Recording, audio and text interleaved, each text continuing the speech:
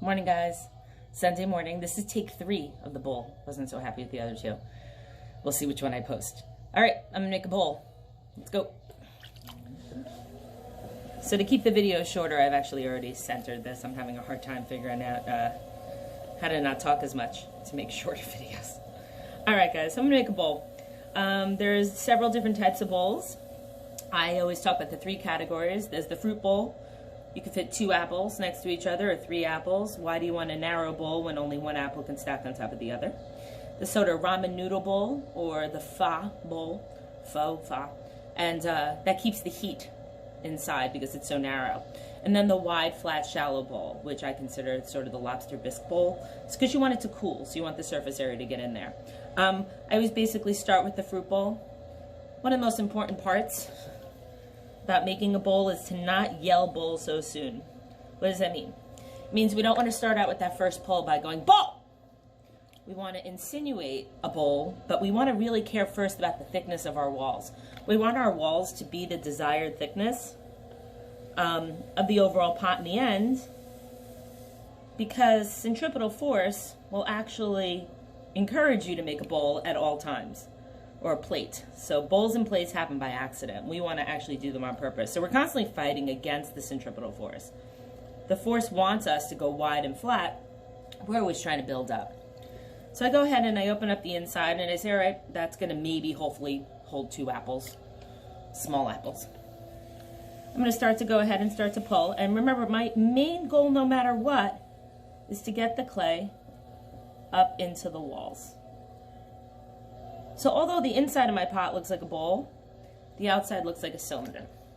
So I just kind of went, bowl. Go in here again.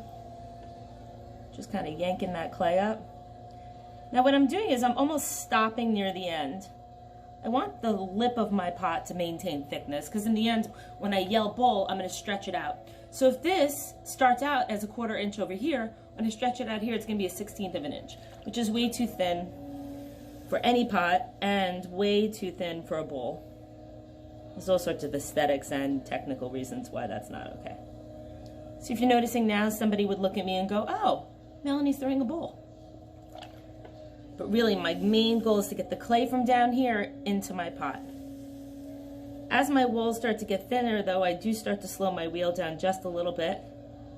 Not too super slow. We're not looking for a snail's pace here.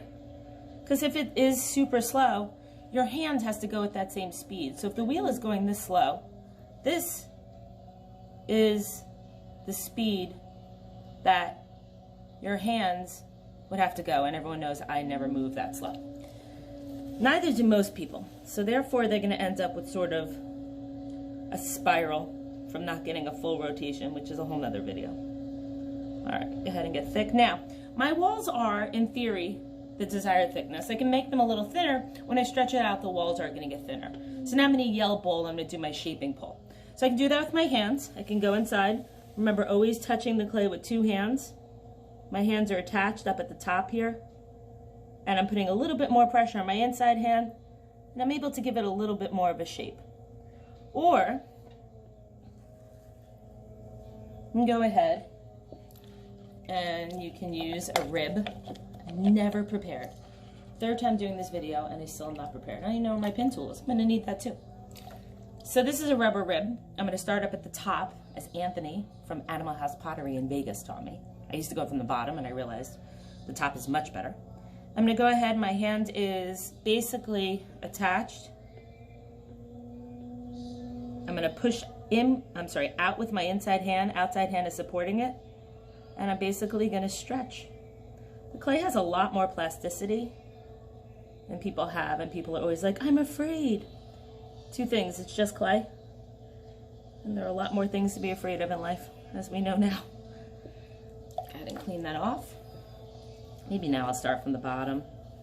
Give it a little bit more stretch on the bottom here. Start to kind of go up. Outside supporting it. Kind of going for like a smooth transition. All the way up. Now, super important, you want to make sure that rib comes off the pot all the way. If you just kind of do this, chances are you're going to mess it up, as I just did. Love when I say something's gonna happen and then it actually does. Kind of shows I know what I'm talking about. All the way up, and then compressing that lip. So now I've got myself sort of, you know, a fruit bowl, but in my opinion, it kind of just looks like a circle cut in half, which I don't love. I feel like you need some sort of tension between the top and the bottom of your pot. This way, if you're going to do something decorative here, you'll see it, it almost gets framed, but it also helps technically keep your bowl round if you have a thicker lip and maybe some sort of definitive design to it. So I'm going to go ahead and put my inside hand a little bit higher than my outside hand and give it a little bit of a lip. Kind of finishes it off a little, looks a little less like just a half of a styrofoam bowl.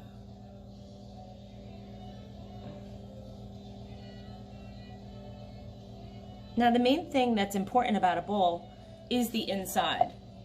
That's sort of your focal point. And the goal of it is to have a smooth transition all the way through. Remember, every pot you make is a slab of clay shaped into a shape. So it shouldn't be wonky like that. Remember the outside? We can fix that with trimming. I never, ever, ever, ever let people trim the insides of their bowls. My solution is you have to learn how to throw better. That's cheating. So now we're gonna go in here, we're gonna clean off the excess. Notice I'm gonna go a little bit more of an angle. With the cylinder and the sexy pot, I went straight down. Here I wanna go a little bit of an angle because if you don't, you might end up getting that clay back into the pot and that would defeat the purpose. And you'll actually see it on the inside, it'll push it up. All right, I think that's it. Let me show you guys the inside of the bowl. The goal is sort of a smooth transition all the way across. All right guys, have a great Sunday. I think that was the video. Talk to you later.